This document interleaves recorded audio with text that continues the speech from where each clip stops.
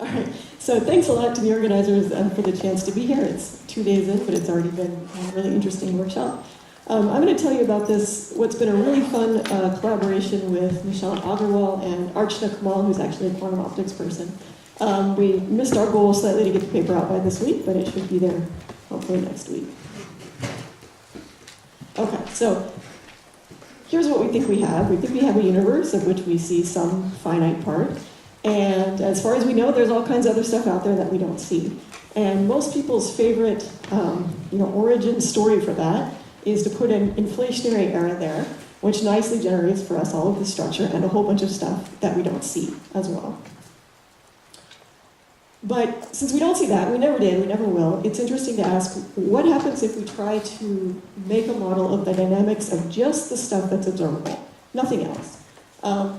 And what I want to argue today is that at least in some cases, some interesting cases, the ones that are more rich phenomenologically, this is described by an open quantum system. And basically what I mean by an open system is that there's some way to divide up the degrees of freedom between system and environment, or system and math. And there's an exchange of information between those things. So it's not just like a messy lab system where stuff just decays out into the environment and disappears. It actually will turn out to be an information exchange, which I think is pretty interesting. So how I'm going to do that formally, we think we have this spatial volume, and you might want to divide your space up by spatial volume. It turns out to be nicer in terms of sort of splitting up the Hilbert space to do it in terms of co-moving momenta. So I'm just going to make shells of co-moving momenta, and I'm going to decide what I label to be observable and UV and infrared and all that based on some initial time. So this is the right button. Sometime 8 naught, you can think of that as the beginning of inflation or whatever time you like. I'm going to basically say that there's a bunch of stuff that behaves more or less like stuff we have in our universe. Those would be the modes that are within the Hubble region at that early time. But these modes are going to be too large for the ultimate observer to ever see. So that's the stuff that's going to be in the near infrared, and that's the stuff I'm going to try to model the effects of. Then there's some region of momentum space which ends up being the observable modes, if you want to think of it as a post-inflationary observer. So that's the stuff I'm going to track in detail. And then there's stuff I don't want to mess with. I don't want to mess with super infrared modes. I don't want to mess with super UV modes. And so I'm just going to look at these two things. And these shells of co-moving momenta are fixed so that at some later time where, effectively this is now the inverse Hubble scale, both the modes that we observe and the stuff in the near infrared and the stuff probably in the UV, all that stuff has gone out of the Hubble scale. And so this is the sort of the typical inflationary calculation that we do when we use some later time to map onto what we're going to see. And is this actually an interesting open system? Well, we know that there are sort of two classes of models of the primordial universe. Stuff where you don't couple modes to other stuff, so that would be stuff that's Gaussian, or anything that's single clock, so there's no appreciable coupling between modes of different wavelength. And that stuff is sort of trivially extendable from the volume that we see to any other volume, because there's nothing interesting that distinguishes that space. But, in models where the curvature perturbation can evolve outside the horizon, and you can do that by having extra light degrees of freedom. You can do that by having some other dynamics, like a contracted universe or this non-attractor solution for inflation, where zeta evolves. But anything basically that couples modes in what I wanted to call the system and modes that are in my bath is going to give me information exchange between these two things. So I want to be clear that I'm not interested in this for observable reasons. I don't think I'm not going to claim any of this is observable. I'm interested in it primarily for the reason that this is it's an open quantum system that derives a lot of its interesting properties from gravity. And that in and of itself, I think, is interesting. And sort of in keeping with a theme that Will started, I think this, at least in these scenarios, this is different from what the usual effective field theory approach that we've developed that works very well for collider physics does. Right, we're very good at putting unknown physics in the UV and dealing with that. This is putting the physics that we'll never see in the infrared. And there has been previous work along these lines, but primarily with people interested in trying to get like a Fokker-Planck equation for large-scale modes. And so even in the inflationary context, people have always treated the system as the infrared and put the UV modes into the bath. So this is complementary to that. Okay, so here's my plan. I'm going to look at the effects of a single interaction term. So of course there are lots of terms, for example, a cubic order in the zeta action. But the reason I want to look at this one is that I can vary the dynamics between slow roll, where this term doesn't do much because zeta dot is 0 essentially outside the horizon, and a non-attractor phase, which came up briefly this morning, where zeta actually does do something. So this is the phase that's on the board over here, make the thing really flat, give the field a kick so it has some initial kinetic energy, and the thing actually does evolve, but not along the usual slow roll solution that we're familiar with. And then zeta is non-trivial outside the horizon. And what I want to do is contrast these scenarios when I look at the evolution equation for just the system, so just the modes that are going to be the observable modes at the end of the day. And I'll explain what all this stuff is in a minute. So at quadratic order, this is the story that we're all familiar with, although we don't often talk about it in this language. So I'm going to use the field chi, so the canonically normalized field, which is some factor that depends on the evolution of the background. So there's an epsilon, there's a scale factor. You can stick a sound speed in there times the zeta that we're used to. And when you write the Hamiltonian in this variable, what jumps out at you if you're a quantum optics person, and this has been known for a long time, even in the cosmological context, is that this is this funny, interesting two-mode squeezing term. So basically what's happening is that background gravitational field, you can think of this as A prime over A at the slow roll case, is sourcing you these pairs of quanta, right? K and minus K modes. This is like a zero momentum source. And these things are correlated just by conservation of momentum. And this is a very interesting quantum state. So if you think about your uncertainty relation, and you have variables, you can think of these as like x and p, and you draw the uncertainty in one of the variables and the uncertainty in the other, squeezing squishes this. It turns a circle into an ellipse. So it just trades you, minimum uncertainty in one direction for large uncertainty in the other direction. And in the two-mode case, what's going on is that these variables, that you're drawing the squeezing in, are just some linear combinations of like x for one variable and x for another. So x for the k mode, x for the minus k mode, p for the k mode, p for the minus k mode, some such combination like that. And that's the space in which this squeezing is happening. What's different in the slow roll and the non-attractor case is both of these things look very near de Sitter. So in both cases you have this sourcing of modes from the vacuum. What's different is that this thing, the z prime over z, just is a different time dependence. It's like a different overall amplitude of squeezing factor. A prime over a here, 2a prime over a here. So in both cases, the physics is more or less the same, but your actual numerical solution of how this squeezing parameters go is going to be slightly different. So if I take the interaction term, that zeta dot squared term, and I again write it in terms of the creation and annihilation modes for the canonical field in momentum space, it's the same for these two models. The difference comes in the time dependence of this prefactor, and there's just some long string of terms here, which are basically all the cubic terms that you can write down that conserve momentum, because there's this delta function here. So it's going to be the same analysis in both cases. Basically what I have to do is look at the different time dependence. So you can see that things are going to scale with what you would think of as the overall amplitude of FNL. Right, this is the local bispectrum that has been calculated for this non-attractor solution. They're just going to scale with like 1 over CS squared. And then there's going to be some different time dependence depending on what the background dynamics is doing. So what is my evolution equation? So I know these are not equations that most of you work with every day, so just let me remind you what's going on here. If you go back and you do your quantum mechanics class, right, you write down the state and you look at how it evolves, and unitarily you have this equation that relates the time dependence, the time derivative of the state, with the Hamiltonian. The object that's more useful to work with here is this density matrix, where I take the state, right, the bra and the ket. You can think of this state as a vector, especially if you think of like a spin-a-half system. That's really simple. And I'm going to make this matrix here, and then you can again just use this equation to figure out what the standard evolution equation for the density matrix is. There it is. Why the density matrix? Well, you're used to states, quantum states, which have this interesting feature that they can be superpositions. The density matrix allows me to also write down cases where I don't have a superposition, but I actually have some particles in one state and some particles in another state. And of course, unitary evolution is never going to take me from here to here. I have to somehow get my system to not be informationally isolated. I have to exchange information with something. And in this case, when I talk about my system in math, if I use the density matrix, it's going to allow me to see evolution that looks non-unitary when I look just in terms of the system. So that's why this is a nice formalism to use. I'm always going to talk about how rho is evolving.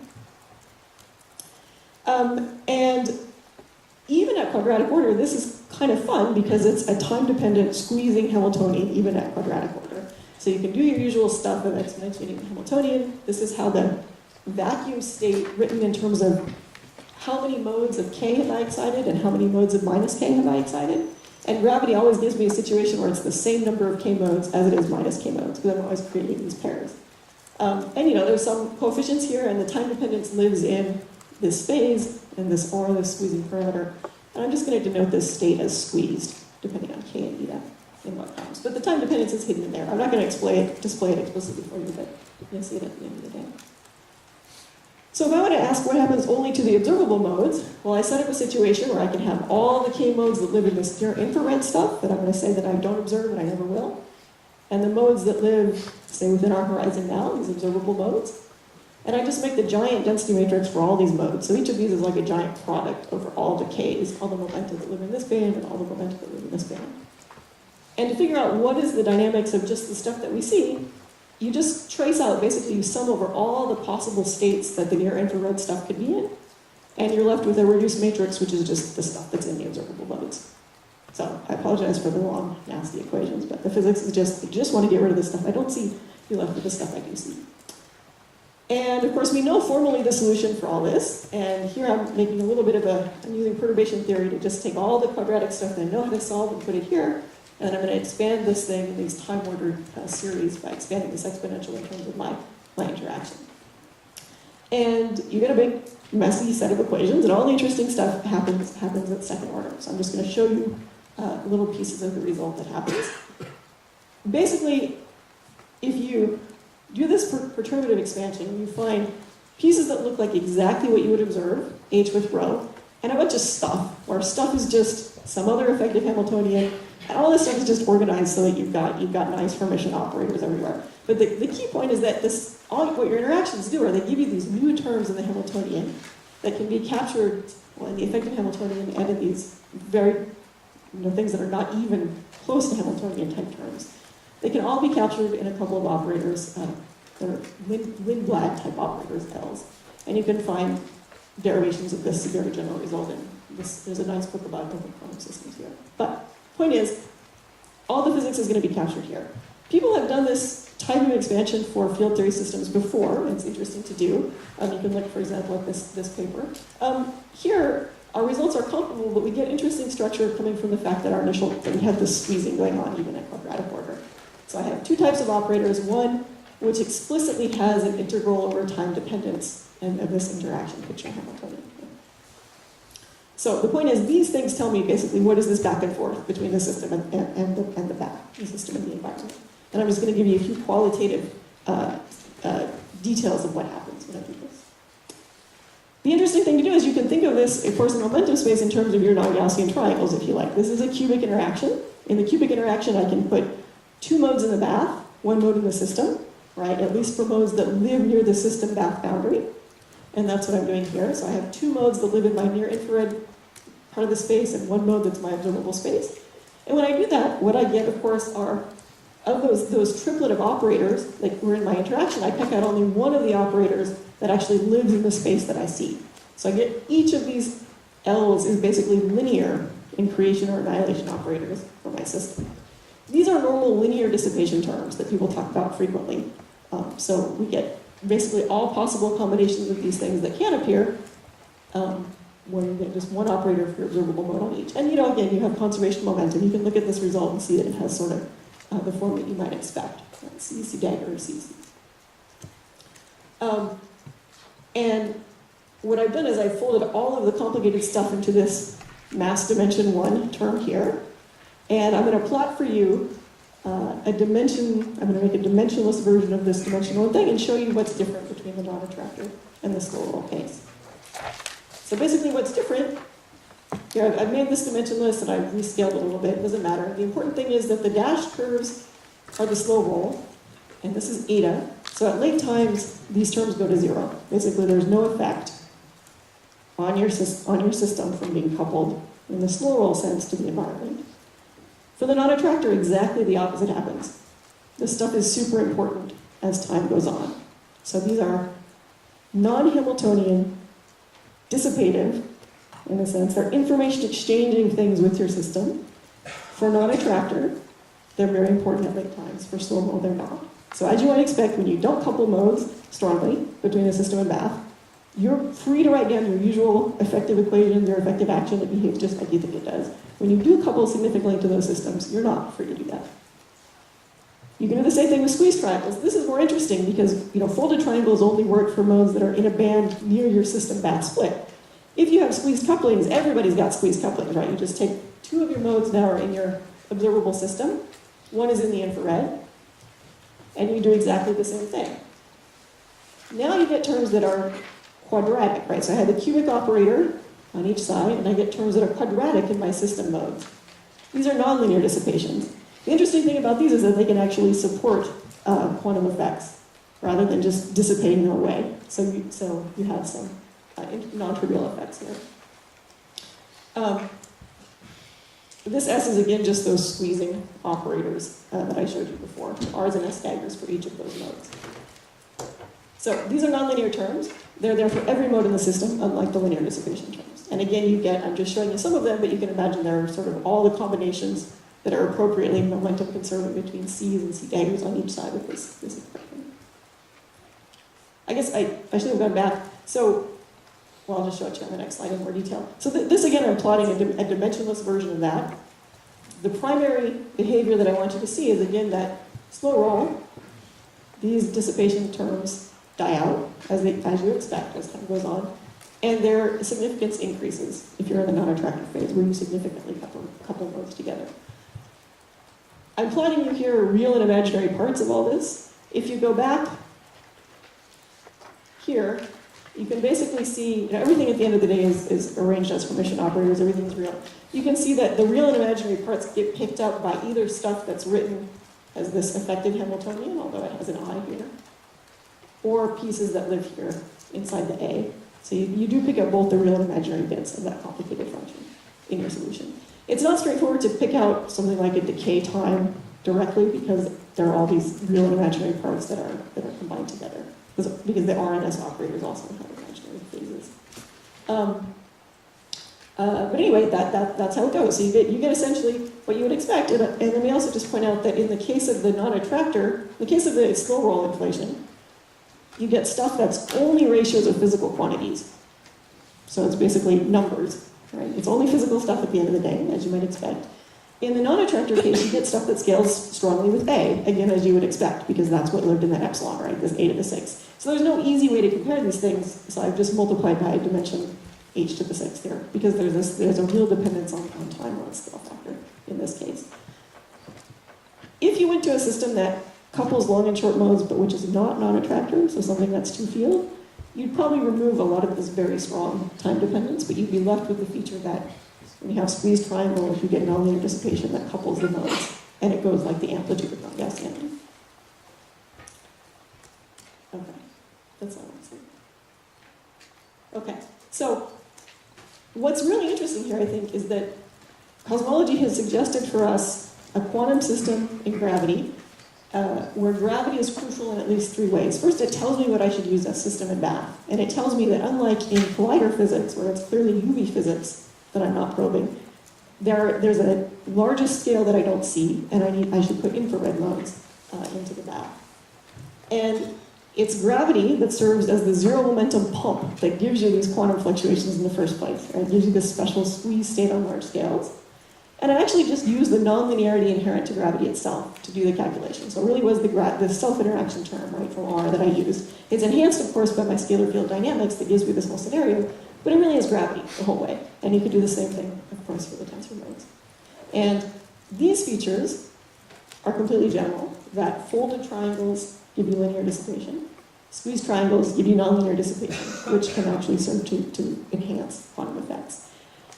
This, I think, is sort of a baby step towards some sort of effective theory for this, but it's clearly a non-Hamiltonian, non-Markovian effective theory, which is